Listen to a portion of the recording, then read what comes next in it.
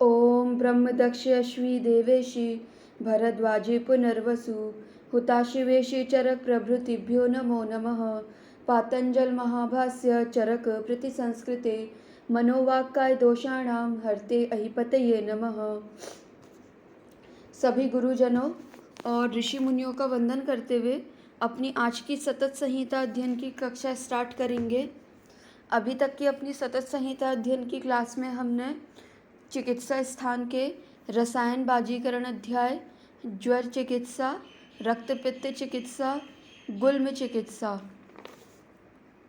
यहाँ तक हमने देख लिया इससे मेरा मतलब है कि यहाँ तक हमने इन अध्यायों की विषय सूची देख ली है।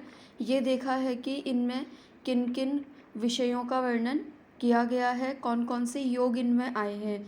जैसे लास्ट टाइम ही हमारी बात हुई थी कि दंती हरित की, इसका वर्णन जो है वो गुल्म चिकित्सा में आया है। शिलाजतु का प्रयोग भी गुल्म चिकित्सा में आया हुआ है। आज हम देखेंगे प्रमेह, कुष्ठ और राज्यक्षमा की चिकित्सा के बारे में। तो सबसे पहले बात करते हैं प्रमेह चिकित्सा की। प्रमेह चिकित्सा जो है वो चरक चिकित्सा का 6 नंबर का अध्याय है। इसमें इन्होंने हमें प्रमेह चिकित्सा का क्या उपक्रम होना चाहिए, यानी कि क्या कि प्रमेह की चिकित्सा किस प्रकार से करनी चाहिए, उसका वर्णन किया गया है। प्रमेह के विषय में आगे पढ़ने से पहले अपने माइंड से ये पूरी तरीके से निकाल दीजिएगा कि प्रमेह मतलब कि डायबिटीज़। प्रमेह को प्रमेह की तरह ही पढ़िए। और कुष्ठ मतलब कि स्किन डिजीज़, ठीक है। कुष्ठ में आप सिर्फ लेप्रोसी से उसे कोरिलेट मत करिए। और राज्यक्षमा मतलब सिर्फ टीबी नहीं, यानी कि राज्यक्षमा मतलब सिर्फ ट्यूबरक्लोसिस ऐसा नहीं होता है। इन सब चीज़ों को अपने ध्यान में रखते हुए पढ़ेंगे तो आपको बहुत सारी चीज़ें क्लियर करके मिलेंगी। सबसे पहले बात करते हैं प्रमेह की। तो इसमें इन्होंने क्या बताए हैं, प्रमेह के निदान बताए हैं, प्रमेह की संप्राप्ति बताइए। अब देखिए, मान लीजिए ओपीडी में आपके पास कोई पेशेंट आता है अपनी ब्लड शुगर की रिपोर्ट लेकर के कि डॉक्टर साहब देखो मेरा शुगर लेवल इतना बड़ा है और मैं जो है वो डायबिटिक हूँ, ठीक है। उसमें से पेशेंट आकर के डायरेक्ट आपसे यही कहता है कि मुझे डायबिटीज़ है, मुझे शुगर है। तो आपको क्या करना है, उसकी बात को मानना नहीं है, ठीक है। कि आपको क्या करना है, उसकी बात बस सुन लेनी है। फिर आपको अपनी तरीके से विचार करना है। अपनी तरीके से विचार करना है मतलब क्या, आपको अपने अकॉर्डिंग उसकी हिस्ट्री लेनी है और हिस्ट्री लेकर के फिर डिसाइड करना है कि उसे एक्चुअल में क्या प्रॉब्लम है, ठीक है। कई बार ऐसा होता है कि पेशेंट अपने ब्लड शुगर की बढ़ी हुई रिपोर्ट लेकर के आता है और उसके जब सिम्टम्स देखे जाते हैं तो उसमें आम वात के सिम्टम्स देखने को मिल रहे होते हैं, ठीक है, या फिर उसमें विबंध के सिम्टम्स देखने को मिल रहे होते हैं। लेकिन क्या है कि पेशेंट की साइकोलॉजी ऐसी होती है कि अगर वो अपनी शुगर रिपोर्ट लेकर के आया है तो आपको उसको शुगर से रिलेटेड कोई ना कोई मेडिसिन देनी ही पड़ती है जिससे कि उसे एक मेंटल सेटिस्फेक्शन हो। लेकिन आपका पर्पस ये होना चाहिए कि आप रोगी को समझाएं। अगर वो समझता है तो ठीक है, अगर नहीं समझता है तो फिर दे दीजिए उसे शुगर की ही मेडिसिन। लेकिन कोशिश ये करिए कि डायबिटीज़ का पेशेंट आते ही कोई भी प्रमेह का योग सीधे उठा करके नहीं देंगे। पहले डायग्नोस करने की कोशिश करेंगे कि एक्चुअल में उसे प्रमेह है भी या नहीं है। फिर देखिए क्या बताया है, प्रमेह के निदान बताए हैं। अब प्रमेह के जो निदान हमें बताए हैं, जब हमें वो पता होंगे तभी तो हम पेशेंट की जब हिस्ट्री ले रहे होंगे तभी तो हमें पता चल पाएगा कि हाँ इसने ये वाले निदान करे हैं तो इसमें ये प्रमेह होने की संभावनाएं है। इसीलिए निदानों की अपनी इम्पोर्टेंस है, ठीक है। वैसे निदान जो ये बताए गए हैं ये हमारे दोष प्रकोप के बताए गए हैं। अगर आप एक्चुअल में श्लोक पढ़ेंगे तो उसमें ये सारे जो निदान बताए गए हैं, जिस जिस चैप्टर में बताए गए हैं वो दोष प्रकोप के बताए हैं। फिर दोष प्रकोप होने के बाद ये डिजीज़ होगी ये बताया है। ऐसा नहीं है कि वो निदान जो है वो प्रमेह के हैं या कुष्ठ के हैं, वो क्या है कि दोष प्रकोप के निदान हैं। फिर उस तरीके से दोष प्रकोप होकर के क्या व्याधि होती है उसका वर्णन करते हुए उन्होंने ये बोल दिया है कि ये इस बीमारी के निदान है। क्योंकि अल्टीमेटली आपको पता है कि जितनी भी व्याधियाँ होती हैं उन सबका कारण क्या है, हमारा दोष है। ठीक है। तो चाहे आप प्रमेय के निदान पढ़ें, चाहे आप राज्यक्षमा के निदान पढ़ें, कुष्ठ के निदान पढ़ें, वो सारे निदान जो हैं वो दोष प्रकोप के बताए गए हैं। ठीक है, दोष प्रकोप होने के बाद संप्राप्ति होके जो डिजीज़ हो रही है फिर उसके अकॉर्डिंग उसका नाम कर दिया है। इसीलिए बोलते हैं ना कि आप ये मत समझिए कि चरक ने सिर्फ निदान स्थान में 8 ही व्याधियाँ वर्णित करी हैं या फिर चिकित्सा स्थान में 30 करी हैं। व्याधियाँ जो हैं अपरिसंख्येय है। ठीक है, हमें अगर दोषों का कॉन्सेप्ट पता है तो हम हर बीमारी के बारे में अंदाज़ा अपना लगा सकते हैं, युक्ति लगा सकते हैं। जैसे कई बार हमें होता है ना कि यार संहिताओं में ब्लड प्रेशर कहीं नहीं दिया है, थायराइड कहीं नहीं दिया है, गॉल ब्लैडर स्टोन कहीं नहीं दिया है। ठीक है, तो उसमें हमें क्या है, अगर आपके माइंड में ये चीज़ क्लियर कट बैठी हुई है, चाहे कोई भी व्याधि हो उसका कारण दोष ही होते हैं, वात पित्त कफ ये 3 दोष ही होते हैं। तो आपके सामने पेशेंट कैंसर की अपनी बीमारी लेके आए, किडनी स्टोन की बीमारी लेकर के आए, थायराइड की लेके आए या बीपी की लेके आए, आप उसे इजीली डील कर सकते हैं। बस आपको क्या करना है, आयुर्वेद जैसा है उसे एज इट इज़ वैसे ही पढ़ना है। उसमें आपको ये कॉन्सेप्ट नहीं बिठाना है जो कि हमें यूजी में सिखाया जाता था कि प्रमेह मतलब कि डायबिटीज़, कुष्ठ मतलब कि लेप्रोसी, राज्यक्षमा मतलब कि ट्यूबरक्लोसिस। ठीक है, इस तरीके से हमें नहीं पढ़ना है। ये सारी चीज़ें सिर्फ यूजी लेवल पे पेपर पास आउट करने के लिए ही ठीक होती हैं। एक्चुअल में प्रैक्टिस करने के पर्पज़ से ये चीज़ें ठीक नहीं होती हैं। इसमें बस हम और ज़्यादा घूमते जाते हैं। बस ये है कि कभी कभी ये चीज़ें हमें थोड़ा बहुत बेनिफिट दे देती हैं। जैसे अगर मैं आपको बताऊं, अभी मेरे पास एक पेशेंट चल रही है शुद्धि में ही, तो उसको क्या हिस्ट्री थी कि उसे एक तो मुंह से ब्लड आया था और ब्लड आने के बाद उसके यहाँ पार्श्व में शूल रहता है। ये जो लंग वाला जो नीचे वाला एरिया होता है वहाँ उसके शूल रहता है, पार्श्व शूल जिसे हम कह सकते हैं। ठीक है, तो सिंपली उसके लंग्स में ही प्रॉब्लम थी कुछ। तो जैसे कि मैंने उसमें फिर हिस्ट्री ली थी, हिस्ट्री ले करके फिर उसने बताया था कि कुछ टाइम पहले मुझे ट्यूबरक्लोसिस भी हुआ था। ठीक है, अब चाहे हम ट्यूबरक्लोसिस को राज्यक्षमा से कोरिलेट करें या ना करें, लेकिन हमें ट्यूबरक्लोसिस नाम सुन के एक ये तो आइडिया हो गया कि अगर किसी को ट्यूबरक्लोसिस हुआ है तो उसके लंग में कुछ ना कुछ इफ़ेक्ट तो पड़ा होगा। जैसे कोरोना वाली अगर हमें कोई हिस्ट्री दे रहा है तो यानी कि कोरोना से हमें क्या पता चल रहा है कि उसके लंग्स पे तो कुछ ना कुछ इफ़ेक्ट उसमें पड़ा ही है। ठीक है, तो जैसे ये वाली पेशेंट भी थी, इसने अपनी ट्यूबरक्लोसिस की हिस्ट्री दी थी और क्योंकि इसमें ब्लड भी आ रहा था और ब्लड भी ऐसा नहीं था कि प्रॉपर आए, और अभी भी उसने अपना ट्यूबरक्लोसिस का टेस्ट करवाया था तो उसमें भी टीबी उसकी नेगेटिव आ रही थी। तो एट प्रेजेंट उसे ट्यूबरक्लोसिस नहीं था, लेकिन मैंने उसकी जो चिकित्सा स्टार्ट करी है वो इस तरीके से स्टार्ट करी है कि कभी ना कभी उसे पास्ट में ट्यूबरक्लोसिस रहा है तो उसकी वजह से क्या है कि लंग्स पे इफ़ेक्ट आया है। लंग्स पे इफ़ेक्ट आया है यानी कि कहीं ना कहीं लंग्स पे छत छीण वाली जो कंडीशन हम देखते हैं या फिर राज्यक्षमा ही जब हम पढ़ते हैं तो उसमें भी हम देखते हैं कि हमारे उरह प्रदेश में इफ़ेक्ट आता है। तो उन सब चीज़ों को ध्यान में रखते हुए फिर उसकी चिकित्सा स्टार्ट करी गई है, जिसमें कि उसे सीतोप्लादी तो दिया ही गया है और बाकी जहाँ मैं वर्किंग हूँ उसके अकॉर्डिंग वहाँ पे जो मेडिसिन्स अवेलेबल थी वो चीज़ें उसे दे करके दी गई हैं। और उसका बेनिफिट ये हुआ है कि जब से ट्रीटमेंट चला है तब से एक तो उसका वेट लॉस नहीं हुआ है, दूसरा क्या है कि जो उसे 15-15 दिन 20-20 दिन के गैप में जो उसे एक बार ब्लड आ जाता था मुंह से वो नहीं आया है, और जो उसका पार्श्व शूल था उसमें भी पहले के कंपैरिजन में इम्प्रूवमेंट है। ऐसा नहीं है कि पूरी तरीके से ठीक हो गया है, हाँ, लेकिन पहले के कंपैरिजन में इम्प्रूवमेंट है। ठीक है, तो एक तो ये है कि ये छोटी छोटी चीज़ें भी हमें क्या करती हैं कि प्रैक्टिस में हेल्प करती हैं ये चीज़ जानने के लिए कि आखिर क्या हो सकता है। अभी जैसे मैं सर का जो केस डिस्कशन वाला ग्रुप है देववाणी वाला, उसमें भी शायद किसी ने एक डाला हुआ था ये केस कि उसकी सारी हिस्ट्री कुछ सही है, ना उसे टीबी है ना कुछ है, तो उसमें भी हम इस तरीके से कुछ ना कुछ विचार कर सकते हैं। फिर इसके बाद देखिए इसमें इन्होंने हमें बताया है प्रमेय के साध्यता बताई है, प्रमेह के दोष दूष्य बताए हैं, ठीक है। फिर कफ प्रमेह के क्या लक्षण होते हैं, पित्तज प्रमेह के, वातज प्रमेह के क्या लक्षण हैं ये बताया है, प्रमेह के पूर्व रूप बताए हैं, प्रमेह का चिकित्सा कर्म बताया। अब देखिए, जब हम शास्त्र पढ़ते हैं उसमें हमने प्रमेह के पूर्व रूप पढ़ लिए, ठीक है।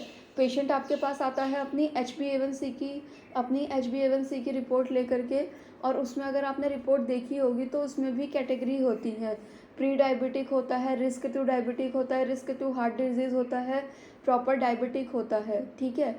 तो उन लोगों ने भी क्या करा है, एक तरीके से HbA1c निकाल करके पूर्व रूप वाली कंडीशन उन्होंने उसको, हम उसे समझ सकते हैं, ठीक है, कि उन लोगों ने उससे क्या करा है। जैसे अगर मान लीजिए किसी हेल्दी व्यक्ति ने अपना HbA1c करवाया और उसकी कंडीशन आई कि वो, उसकी जो रेंज आती है उसकी रेंज वो वाले में आए जिसमें कि वो प्री डायबिटिक कंसीडर हो रहा है, ठीक है। अब चाहे उधर हम प्री डायबिटिक कह लें या फिर यहाँ हम अपने पूर्व रूप कह लें, ठीक है। तो आप ये सोचिए कि एलोपैथ साइंस जो है वो हमारे उससे ही चीज़ें उठा करके अपने को डेवलप करते जा रहा है, और हम जो है वो खुद अपना शास्त्र नहीं पढ़ रहे हैं, ठीक है। शास्त्र पढ़ने से मेरा मतलब ये बिल्कुल नहीं है कि आप बस रटते जाएं। शास्त्र पढ़ने से मेरा मतलब ये है कि आयुर्वेद जैसा है उसे वैसे ही पढ़ें। अब जैसे यहाँ पे प्रमेह के पूर्व रूप उन्होंने बताए हैं, तो आप ये पूर्व रूप अपने माइंड में रखें, और पेशेंट जब आपके पास आ रहा है तो उसमें ये चीज़ें खोजने की कोशिश करें, ठीक है। अब जैसे कि इसमें आप ये भी कर सकते हैं कि मान लीजिए पेशेंट आपके पास डायबिटीज़ का आया है, लेकिन उसका शुगर लेवल बिल्कुल मेंटेन चल रहा है, और ऐसे केस मैंने बहुत सारे देख लिए हैं अभी OPD में, कि होता क्या है कि उनका शुगर लेवल बिल्कुल बॉर्डर लाइन पे या फिर बिल्कुल मैच चल रहा होता है, लेकिन फिर भी वो शुगर की दवाइयाँ खा रहे होते हैं, और कंप्लेन उनकी सारी होती हैं प्रमेह से रिलेटेड, ठीक है, प्रमेह से रिलेटेड या फिर प्रमेह के पूर्व रूप से रिलेटेड। तो वो चीज़ें हमें देखनी होती है और पेशेंट को गाइड करना होता है, कि जैसे कि लोग भी सोशल मीडिया पे देखकर भी वो डायबिटीज़ है तो उन्हें मेथी का पानी या फिर करवे कड़ेले, ये सारी चीज़ें वो खुद से ही लेने लगते हैं। तो इस चीज़ के लिए हमें अवेयर करना ज़रूरी है। दूसरा ये है कि चाहे हम अपनी खुद की OPD देख रहे हों या फिर हम किसी के अंडर OPD देख रहे हो, अंडर OPD देखने से मेरा मतलब ये है, चाहे हम पतंजलि की OPD देख रहे हों, शुद्धि की OPD देख रहे हो, जीवा की देख रही हो या फिर माधव बाग की देख रहे हो, ठीक है।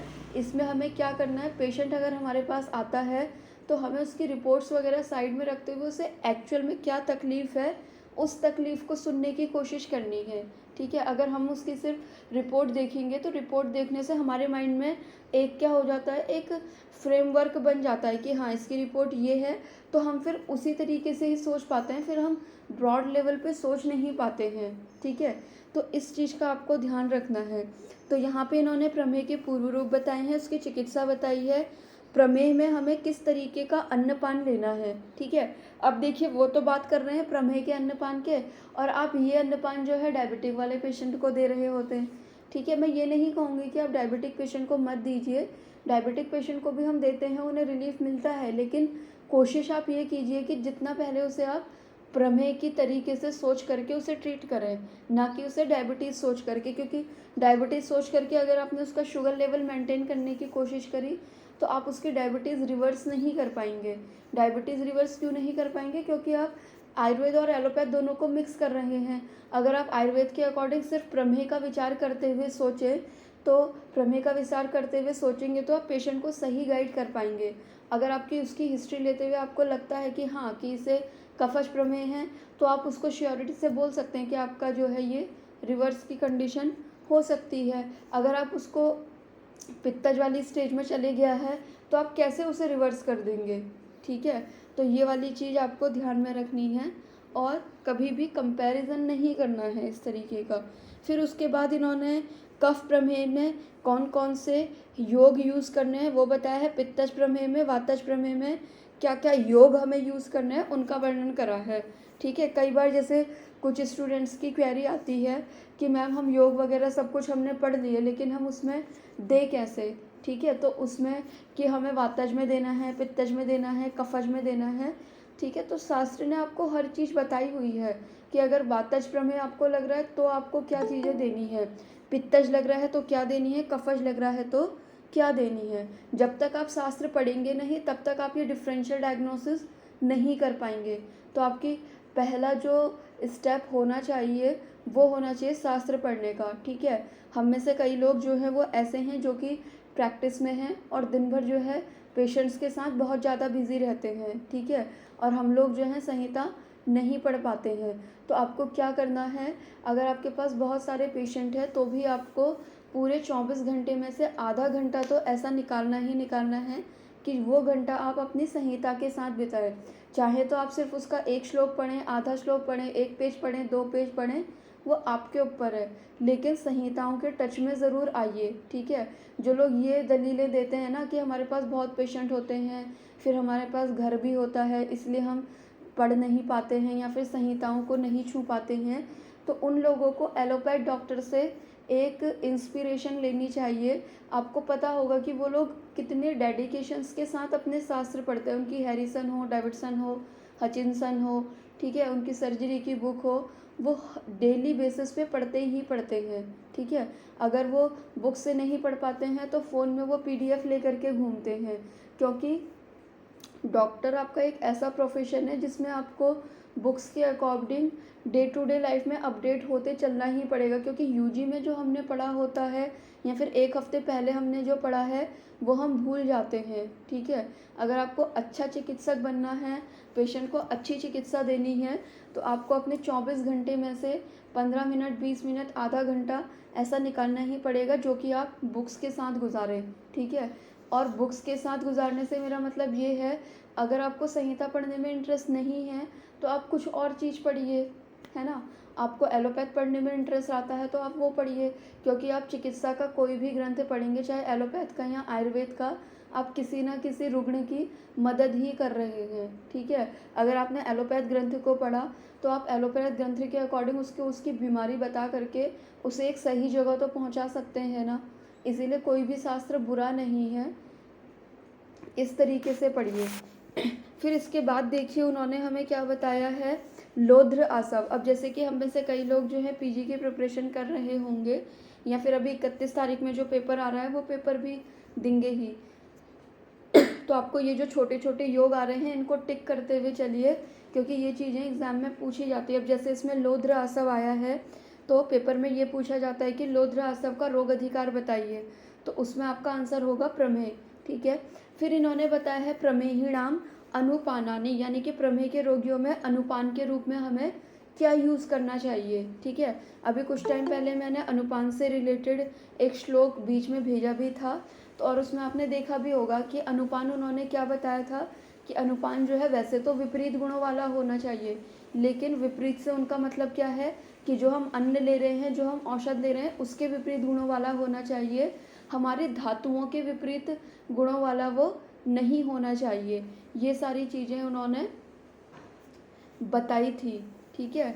उसमें फिर उन्होंने नीचे एग्जाम्पल भी दिया था कि जैसे कि अगर हम दही का एग्जाम्पल लें या फिर दूध का एग्जाम्पल लें, तो इस तरीके से ये इनका अपोजिट जो है वो मधुर का अपोजिट अम्ल है या फिर इसका अपोजिट ये है, तो इस तरीके से ये विरुद्ध कॉम्बिनेशन बन जाएंगे। तो उसी को ही एक्सप्लेन करते हुए उन्होंने बताया था कि हमें अपोजिट गुण वाले तो लेने हैं, अनुपान जो है वो हमें विपरीत गुण वाला तो लेना है, लेकिन उस विपरीत गुण को ध्यान में रखते हुए ऐसा विपरीत गुण हमें लेना है जो कि धातुओं के विरुद्ध ना हो।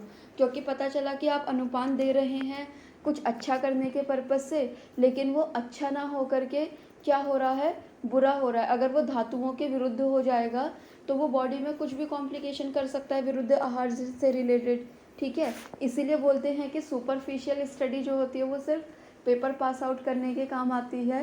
प्रैक्टिस में आपको थोड़ा डीप तो जाना ही पड़ेगा, क्योंकि सेकेंड ईयर का आपको याद होगा कि सेकेंड ईयर में ही हम अनुपान के बारे में पढ़ लेते हैं और पढ़ लेते हैं कि अनुपान मतलब कि क्या, कि जो बाद में दिया जाता है या फिर कोई भी मेडिसिन्स को अगर हम अलग अलग द्रव्यों के साथ दे रहे होते हैं तो उसी को ही उसका अनुपान कहते हैं। अनुपान हमेशा विपरीत गुण होने वाला होना चाहिए।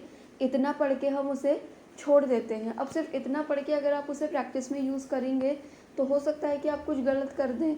इसीलिए क्या करना है कि पूरी एक एक चीज़ पढ़नी है और समझने की कोशिश करनी है कि संहिताकार हमसे क्या कहना चाह रहे हैं, ठीक है। जैसे अनुपान के ही केस में बता दिया है कि जो विपरीत तो होगा ही, लेकिन धातुओं के विपरीत ऐसे गुण वाला नहीं होगा। फिर उसके बाद इन्होंने प्रमेय के अनुपान बताए हैं। फिर इन्होंने संतर्पण उत्थ प्रमेय की चिकित्सा। अब देखिए, संतर्पण उत्थ प्रमेय की चिकित्सा यानी कि क्या, यहाँ पे आप थोड़ी बहुत तंत्र युक्ति थोड़ा जानते होंगे तो उसका यूज़ करके आप ये बता सकते हैं कि यहाँ पे अगर संतर्पण उत्थ प्रमेय की चिकित्सा बताई है तो इसका मतलब क्या है कि प्रमेय जो है दो प्रकार का होता है, संतर्पण उत्थ और अपतर्पण उत्थ। ठीक है, ये वाला होता है। तो उसकी चिकित्सा कैसे करनी है, प्रमेय में हमें अपतर्पण कब देना है, वात डोमिनेंस प्रमेय की चिकित्सा क्या होगी, प्रमेय के निदान सेवन का निषेध, यानी कि कोई भी प्रमेय का रोगी आपके पास आ रहा है तो जो हेतु उसने सेवन करे हैं उनको बंद कराना ज़रूरी है। ठीक है, फिर मधुमेह की विशेष चिकित्सा क्या होती है, ठीक है, प्रमेय रक्त पित्त पित्तयो विशेष निर्णय। अब क्या कह रहे हैं कि प्रमेय और रक्त पित्त में कैसे हम ये डिसाइड करेंगे कि किसको प्रमेय है और किसको रक्त पित्त है।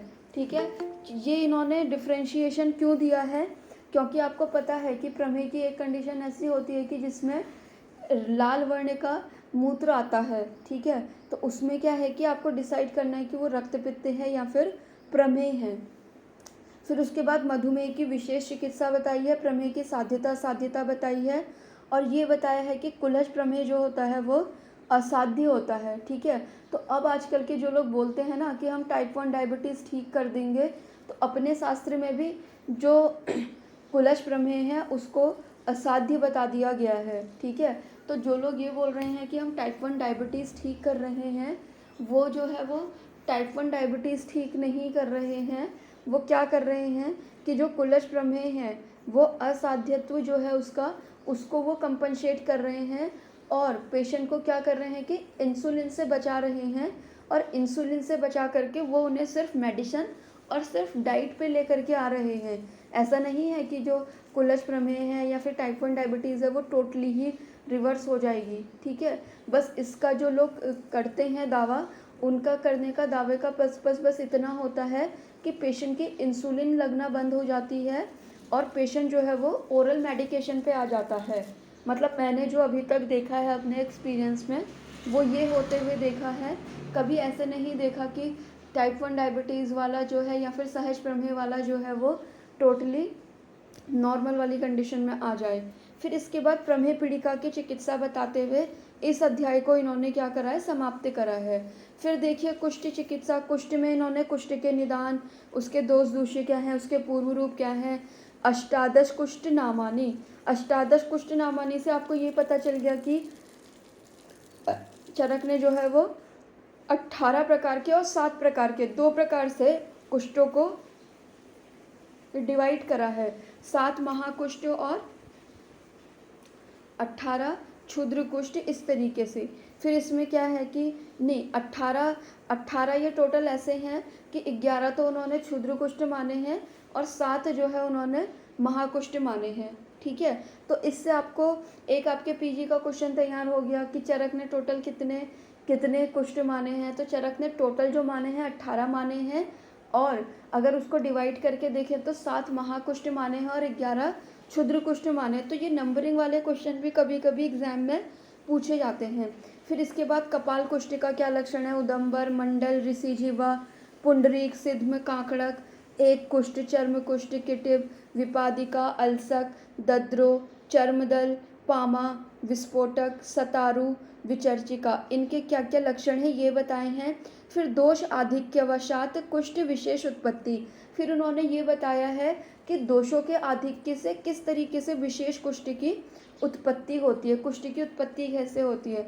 जैसे नॉर्मली बोल दिया जाता है ना कि अगर कहीं पे किसी कुष्ठ में अगर कंडू हो रही है तो इसका मतलब क्या है कि कफ दोष का इन्वॉल्वमेंट है। अगर रुक्षता आ रही है, परुषता आ रही है तो वात दोष की आधिक्य है, ऐसा हमें समझना चाहिए। फिर आता है कि दोष आधिक्यम अवीक्ष कुष्ठ चिकित्सा कार्यम, यानी कि क्या, दोषों के आधिक्य को देखते हुए कुष्ठ की चिकित्सा का वर्णन करा गया है। फिर दोष कुष्ठयो परस्पर बोधकत्वम कुष्ठेषु दोष लिंगानी कुष्ठानाम साध्य असाध्यता, कुष्ठ की साध्य असाध्यता, उसकी चिकित्सा। फिर आपको जैसे पता है कि कुष्ठ में हमें क्या करवाना होता है, पूरा का पूरा पंचकर्म हम करवाते हैं। अगर आपको याद होगा इसका चिकित्सा सूत्र, तो इसमें क्या बोला है कि 15-15 दिन पे वमन, 1-1 महीने में विरेचन, 6-6 महीने में रक्त मोक्षण और 1-1 हफ्ते में नश्य। इस तरीके से हमें इसकी चिकित्सा प्लान करनी चाहिए। तो उसी का ही वर्णन इन्होंने करा है कि वमन करना चाहिए, ये तो हमने आपको बता दिया, लेकिन वमन करने के लिए आप कौन सी मेडिसिन यूज़ करोगे, मदन फल यूज़ करोगे या फिर कोई और यूज़ करोगे। इसी तरीके से विरेचन के लिए त्रिवृत यूज़ करोगे या फिर आरगवद यूज़ करोगे। ठीक है, इन सारी चीज़ों को इन्होंने क्लियर करा है यहाँ पे। फिर इन्होंने रक्त मोक्षण के बारे में बताया है, क्षार कौन सा यूज़ होगा ये बताया है। फिर ये बताया है कि कुष्ठ में विष का प्रलेप कैसे करना है। फिर ये बताया है कि लेप करने से पूर्व घर्षण करना ज़रूरी है और दोषों के विशेष चिकित्सा करना ज़रूरी है। अब आप ये देखिए कि आचार्यों ने जो घर्षण वगैरह का वर्णन करा है वो इन्होंने करा है, या फिर लेप का जो वर्णन करा है वो करा है इन्होंने शोधन के बारे में बताने के बाद। तो इससे आप क्या समझ सकते हैं कि कुष्ठ में अगर हम कभी भी कोई लेप लगाने के लिए दे रहे हैं या फिर कोई एक्सटर्नल एप्लीकेशन करने के लिए दे रहे हैं, तो वो तब अच्छा वर्क करना स्टार्ट करेगी जब हम उसे शोधन के बाद यूज़ करवाएंगे। ठीक है, शोधन के बाद से मेरा मतलब ये है कि आपको उसका टोटल पंचकर्मा नहीं करवाना है। सिंपली अगर आप उसे सद्य वमन या फिर सद्य विरेचन देकर के भी अगर आप उसकी लेप चिकित्सा स्टार्ट करेंगे कुष्ठ में, तो आपको बहुत अच्छे रिजल्ट मिलने वाले हैं।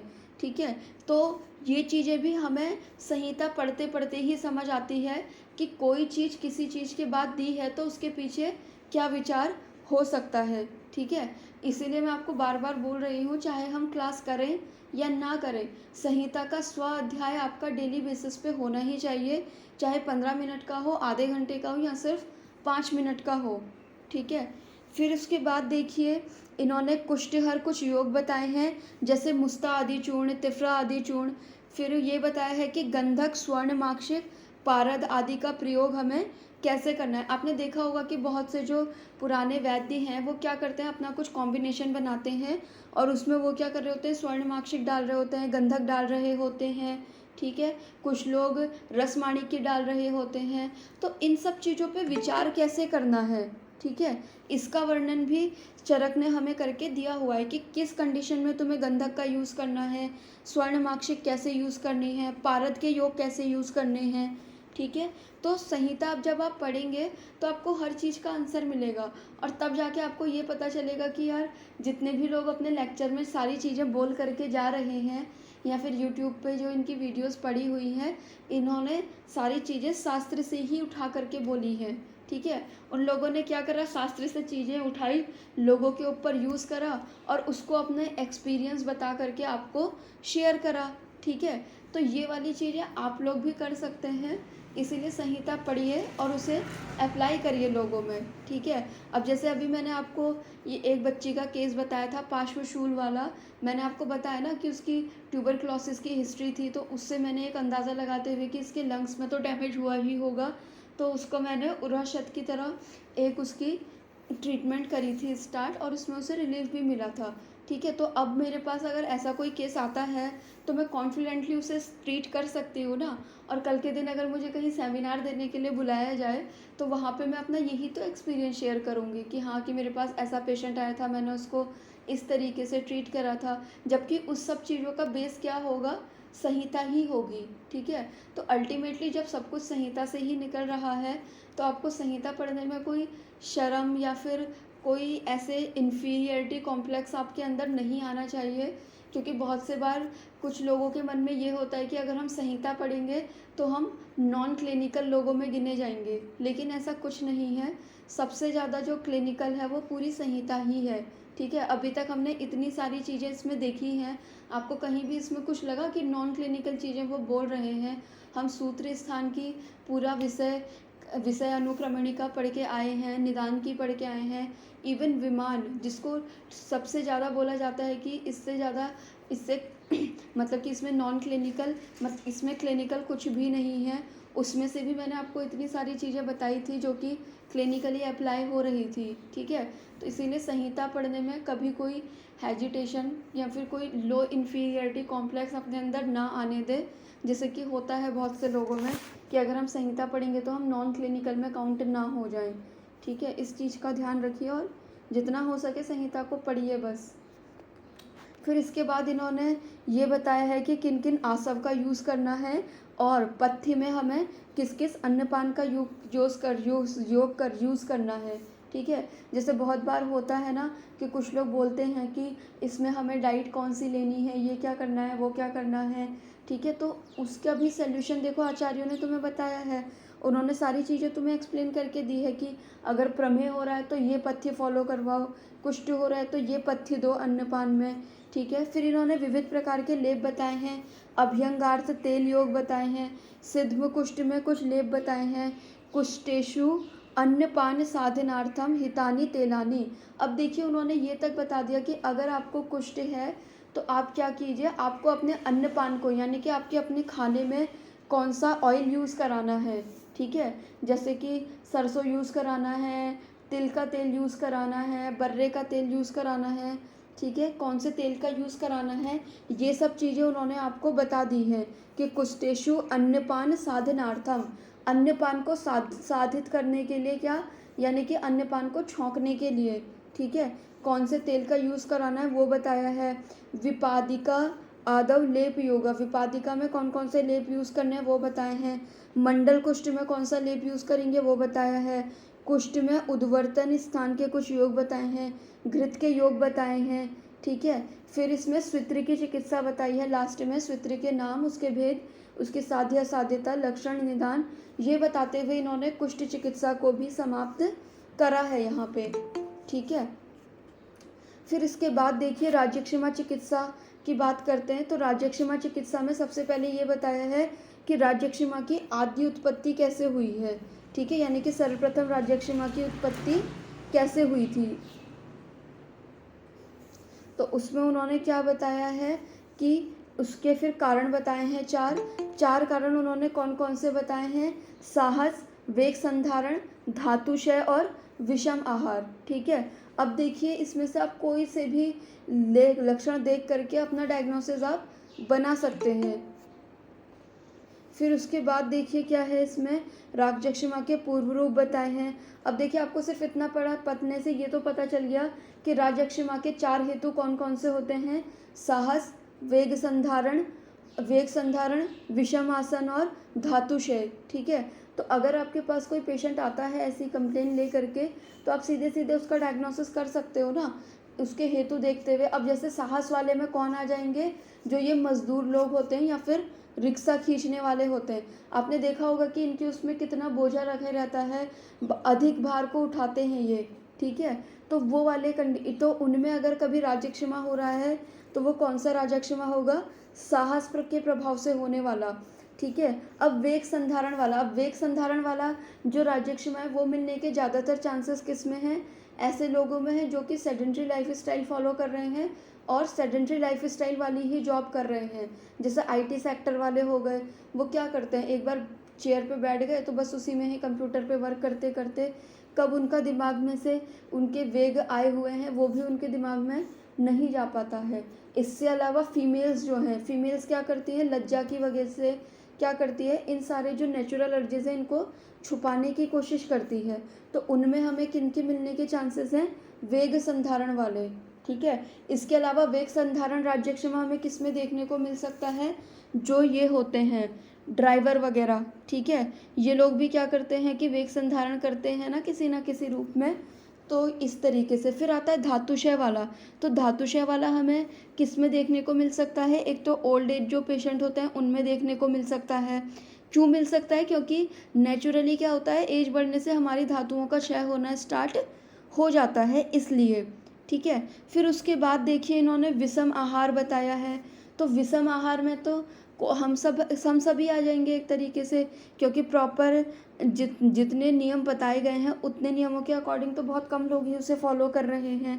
ठीक है, बस ये है कि सब में संप्राप्ति इसलिए नहीं बन रही है क्योंकि संप्राप्ति तभी बनती है जब वहाँ स्रोतसों में दृष्टि आएगी या फिर ख वैगुणी की कंडीशन होगी, तभी वहाँ पे आएगी। ठीक है। फिर उसके बाद इन्होंने राज्यक्षमा के पूर्व रूप बताए हैं। फिर राज्यक्षमा में विडबल ही बल, यानी कि जो हमारा मल होता है, स्टूल होता है, वही क्या होता है, हमारा बल होता है। इसीलिए बोला जाता है कि राज्यक्षमा का जो रोगी है उसको डायरिया नहीं होना चाहिए, अतिसार नहीं होना चाहिए। ठीक है। फिर उसके बाद इसमें इन्होंने बताया है राज्यक्षमा की एकादश रूप बताए हैं। फिर उसमें राज्यक्षमा का साध्य साध्यत्व बताया है। फिर ये बताया है प्रतिशयात राज्यक्षमा कथम प्रवर्तते, यानी कि प्रतिशय से कैसे राज्यक्षमा डेवलप होता है। फिर कास रूप जो राज्यक्षमा का लक्षण है वो। अब देखिए कास जो होता है वो अलग अलग कंडीशन में अलग होता है। कास से पूरा पीछे एक कास चिकित्सा के नाम से एक चैप्टर भी है, लेकिन राज्यक्षमा में क्या होता है कि कास तो हमें देखने को मिलता ही है, तो उस कास की क्या क्या वैरायटी होगी, कैसे हम उसे पहचानेंगे, उसका वर्णन भी यहाँ पे करा है। फिर इन्होंने यहाँ पे राज्यक्षमा की वजह से जो स्वर भेद होता है, पार्श्वशूल होता है, सिरशूल होता है, उसका वर्णन करा है। कंठ से रक्त की और कफ की जो प्रवृत्ति होती है उसका वर्णन करा है। श्वास का जो लक्षण मिलता है, अतिसार, अरुचि, छर्दी, ये लक्षण जो मिलता है वो बताया है। फिर ये बताया है कि राज्यक्षमा में तीनों दोषों का इन्वॉल्वमेंट होता है, यानी कि ये त्रिदोषज व्याधि है। फिर है राज्यक्षमा में अवस्थी की चिकित्सा। अब देखिए ये क्वेश्चन जो है पीजी में पूछा जाता है कभी कभी कि अवस्थी की चिकित्सा जो है वो किस व्याधि में करी जाती है, तो वो करी जाती है अपने राज्यक्षमा में। ठीक है। फिर उसके बाद आता है राज्यक्षमा में जो पीनस होता है उसकी चिकित्सा कैसे करेंगे। अब देखिए यहाँ पे उन्होंने पीनस की चिकित्सा बताई है, तो इसका मतलब ज़रूरी नहीं है कि आपके पास कोई राज्यक्षमा का पेशेंट आए उसमें ही आप वही चिकित्सा फॉलो यूज़ करें। यहाँ पे उन्होंने पीनस की चिकित्सा बताई है, और आपके पास अगर कोई पीनस का रुग्ण आता है तो उसमें भी आप ये चिकित्सा यूज़ कर सकते हैं। ठीक है। फिर सिर हो गया, पार्श्वशूल हो गया, इसमें श्वेदन विधि बताई है, लेप बताए हैं, मृदु संशोधन बताया है, सीतोप्लादी चूर्ण। अब देखिए इसके योग आएंगे, उनको आपको ध्यान में रखना है। सीतोप्लादी चूर्ण पूछा जाता है बहुत बार। इस बार जो हमारा उत्तराखंड एमओ का इंटरव्यू हुआ था उसमें हर दिन ये क्वेश्चन पूछा गया था सीतोप्लादी से रिलेटेड। किसी से सीतोप्लादी के कंटेंट पूछे थे, किसी से उसका रोग अधिकार पूछा था, किसी से उसकी डोज पूछी थी। तो सीतोप्लादी एक ऐसी चीज़ है जो कि आपको कॉम्पिटिटिव एग्जाम में पूछी ही जाएगी, तो इसके बारे में आपको पता होना चाहिए कि कहाँ इसका रोग अधिकार आया है। फिर उसके बाद है हस्तपाद अंग दाह चिकित्सा, यानी कि क्या कह रहे हैं, राज्यक्षमा में अगर हाथ में, पाँव में, अंगों में अगर दाह होता है तो उसकी चिकित्सा कैसे करनी चाहिए। अब देखिए वहाँ पे तो उन्होंने राज्यक्षमा का कंटेक्स्ट दिया है, लेकिन वहाँ पे अगर कुछ मेडिसिन दी है तो आप ये वाली चीज़ें किस में यूज़ करवा सकते हैं, जो मेनोपॉज में जाने वाली फीमेल को क्या होते हैं, हॉट फ्लैशेस आते हैं, उसमें आप यूज़ करवा सकते हैं। ठीक है। क्योंकि ये हमारी युक्ति के ऊपर है कि हम शास्त्रों से निकाल के कहाँ क्या चीज़ यूज़ करवाएं। इसमें फिर इन्होंने दुराल्बा आदि घृत, जीवंती आदि घृत, बला आदि घृत बताया है। फिर राज्यक्षमा में क्या अन्न लेना चाहिए वो बताया है। शमन विधि कैसे करनी है, कफ प्रसेक, छर्दी प्रसेक की चिकित्सा कैसे करनी है, अगर किसी को राज्यक्षमा की कंडीशन में अतिसार हो जाए तो उसकी चिकित्सा कैसे होगी, आरोचक की चिकित्सा कैसे करनी है। फिर इसके बाद इन्होंने 2 चूर्ण और बताए हैं, यवानी शाडव चूर्ण और तालिशादी चूर्ण। फिर उसके बाद इन्होंने ये बताया है कि राज्यक्षमा से अगर कोई व्यक्ति क्षीण हो गया है तो उसमें हमें मांस का यूज़ कैसे करना है, राज्यक्षमा में मद्य कौन सी यूज़ करनी है। फिर ये बताया है, कुछ भृंगण योग बताए हैं, अवगाहन कैसे करना है, उत्सादन, अन्नपान कैसे करना है, प्रशस्त विहार क्या होना चाहिए उसके लिए। फिर ये बताया है इसमें जुगुप्सा चिकित्सा। ठीक है।